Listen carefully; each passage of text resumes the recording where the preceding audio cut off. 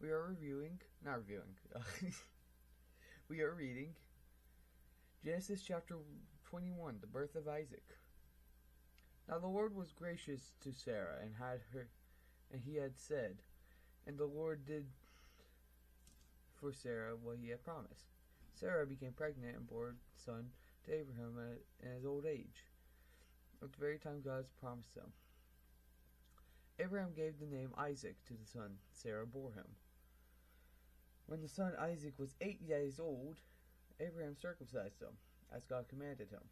Abraham was 100 years old when the son Isaac was born to him. Sarah said, God has brought me laughter, and everyone who hears about this will laugh with me. And she added, Who would have said to Abraham that Sarah would nurse his children? Yet I have borne him a son in his old age. Hagar and Ishmael sent away.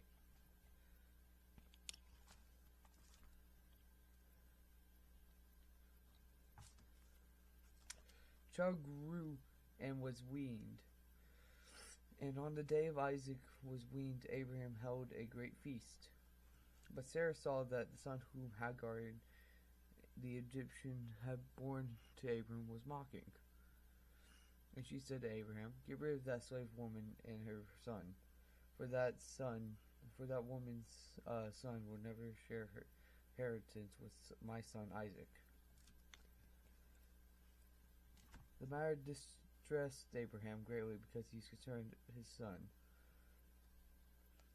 But God said to him, Do not be distressed about the boy and your slave woman.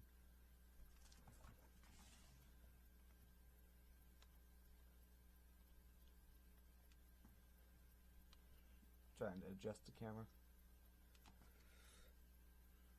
Listen to whatever Sarah tells you, because it is through Isaac that your offspring will be reckoned. I will make the son of the slave into a nation also, because he is your offspring. Early the next morning, Abraham took some food and a skin of the water and gave them to Hagar. He set them on their shoulders and then sent her off with the boy. She went on her way and wandered in the desert of Beersheba. When the water in the skin was gone, she put the boy under one of the bushes. Then she went off and sat down and a bow shot away, for she thought, I cannot watch the boy die. And she sat there. She began to sob.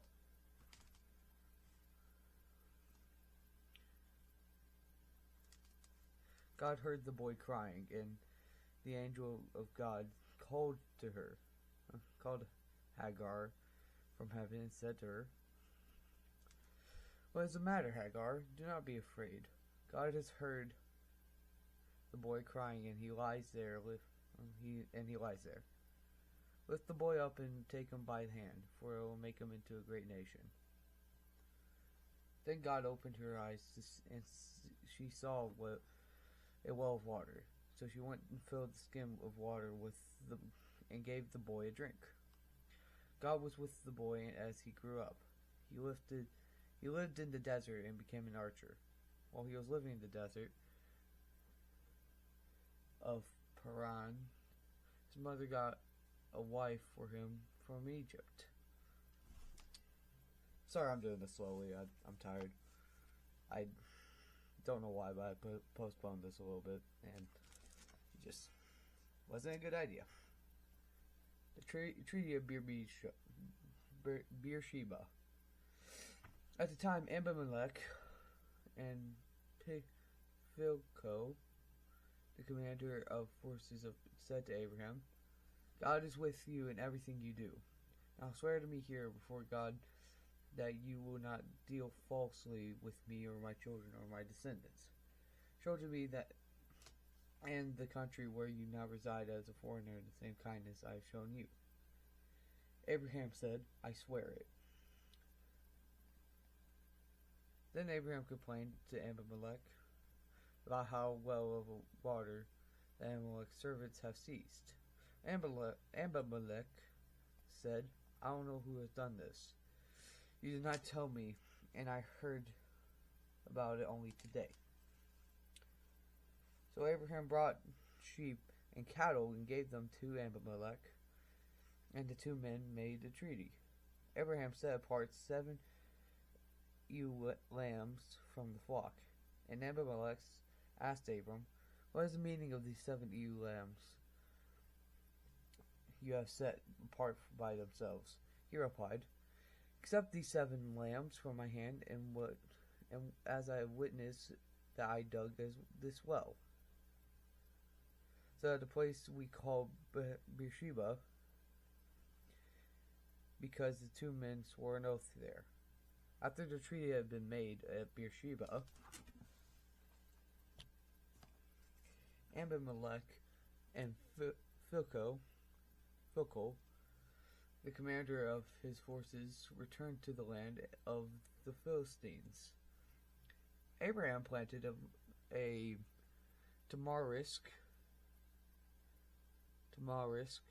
tree at Beersheba, and there he called on the name of the Lord, the eternal God.